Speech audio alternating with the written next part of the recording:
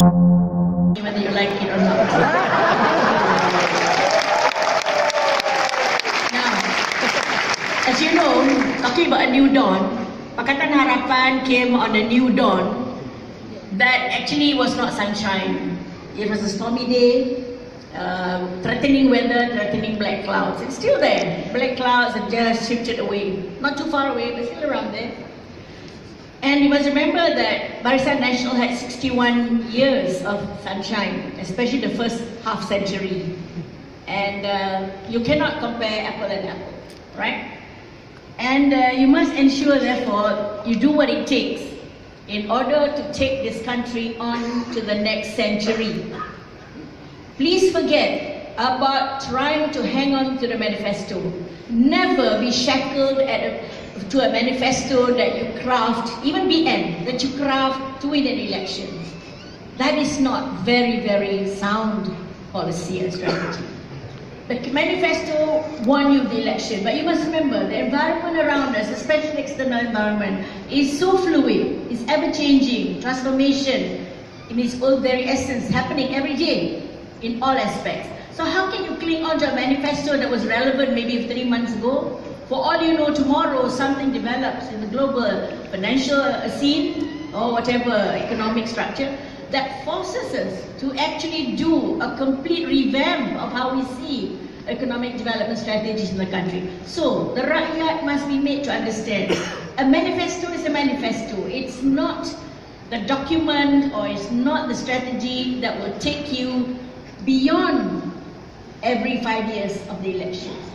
Pakatan Harapan should be a future-proof government, not government to fulfill a manifesto 100 days. That's the most silly thing. I told to my group, why 100 days? For heaven's sake, you think about 100 days, we be kaput. I told him.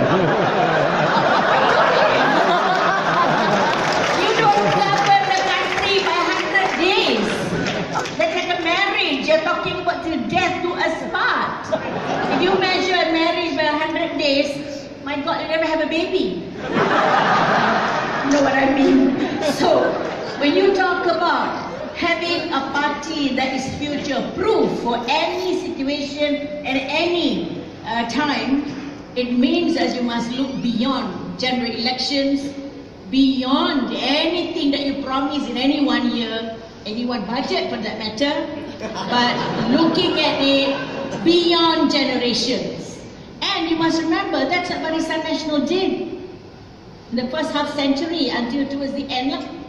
Alright?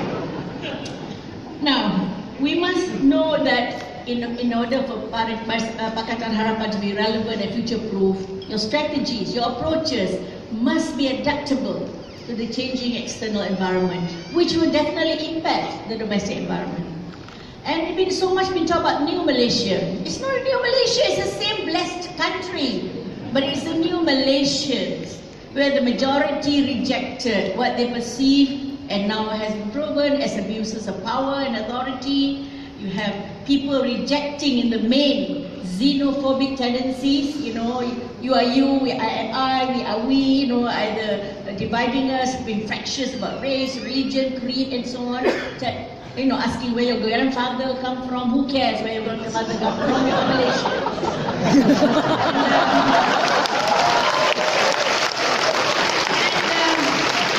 Or your grandmother for that matter, right? Forgot the woman. And people reject politics-centric governance. People now understand they want people-centric governance. There's a big difference between politics-centric and people-centric. Politics-centric is the one that goes year by year. Especially party election to party election. Forget about general election. That's even sometimes more inward-looking. So we'd like to see Pakatan Harapan start a new culture of people-centric governance and go all the way. Not change midstream and then get into trouble again. Then the new storm will come for you. Now, another analogy. If you say Malaysia is a vehicle, what you inherited is a vehicle that was a neutral, but on a slope, and you were slowly sliding backwards in many ways, right? I don't want to repeat, like you and read all the reports. And then that's why you got the vehicle. Then you found that this vehicle was not in top form. Some tires, the tread had gone, botak already. Well, we were talking about stomach, talking about botak heads. Ball treads, tire treads. Some parts and systems of the car or the vehicle has gone eroded, corroded, I don't know what. The maintenance people were not doing their job. And the drivers that drove the vehicle just couldn't care less. They drove whatever speed they liked. Didn't even stop at traffic lights.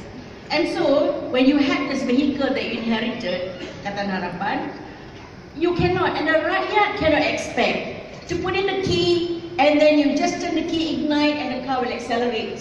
What happened? Because the battery is almost dead. The systems are bonkers, so you need a lot of pushing to get the car, like the old style, to get even the car back up the hill. Don't talk about starting. So this is where we're at now. But I'm glad you fixed some batteries. I'm glad that this, what you call car systems have now been repaired. Not fully. I see it being repaired from my perspective. I don't know about the bankers, but I think... but what you needed to do, and you have done to some extent, is evaluate the repairs, put in the necessary new replacement parts, whatever it is that needed to be done to get this vehicle starting again. You're not going to go into fourth gear yet. Don't kid yourselves. Maybe second gear going into third. Alright, that will take you at least some 100 miles away. This is to be realistic. If you say that you're not fourth gear ready to accelerate, I'll say no, not yet. But God willing, you will. And of course, to do that, you need the stakeholders in this country to come in and forge our common strengths, especially the diverse strengths that we have, in order to get the acceleration of the vehicle in reality. For example, what are the stakeholders? Of course, the government itself. I don't want to talk about government. You know what you need to do. After all, you've got experts here shaping all the strategies. Secondly, the stakeholders are the private sector, the ones who are sponsoring this conference, the ones who are all up there. Don't forget, they're not just sponsors of conferences. These are the people who are actually holding the biggest pillar of the government. Governments can come and go in one day through the vote after 61 years. But the private sector should never be allowed to be suppressed and go. And then will be a basket case in the whole global fraternity. Now, who are the stakeholders? The people and the private sector and all the other groups that make up, civil society and so on. But I just want to talk about the one major stakeholder that I'm very familiar with, which is the private sector. And I would like to just propose some strategies moving forward. One, use consultative approaches when you want to enunciate new policies and new measures. That's what we did before. We were successful because whenever you have a new strategy and you consult it with the relevant private sector, the stakeholders, they have a sense of belonging to it. And they accept it and they help to implement and get it. Whether it is trading, whether it is investment, whatever. So the government must facilitate private sector effort, not be the constraining factor. And don't ever abuse and use the private sector for your own gain as government. It is wrong. Once you get them in line as partners, trust me, they will support you because they know you are there for them. Alright, I am for you now. Now, the government should be problem solving for the private sector, not problem creating. And I would like to urge that before policy measures are enunciated, please consult amongst yourselves, not only with the stakeholders, but even in the cabinet. Don't let somebody announce something and get a public resentment against it. Even the cabinet didn't know. Even the Prime Minister not aware. Suddenly I decide to announce. In those days, my God, if you ever do that, you really get it lah. And then secondly, follow up with the education system. We always say this, revamp the education system. I would like to say that not just the education system, but any part of the system in this country that's got to do with skills and human resource competence.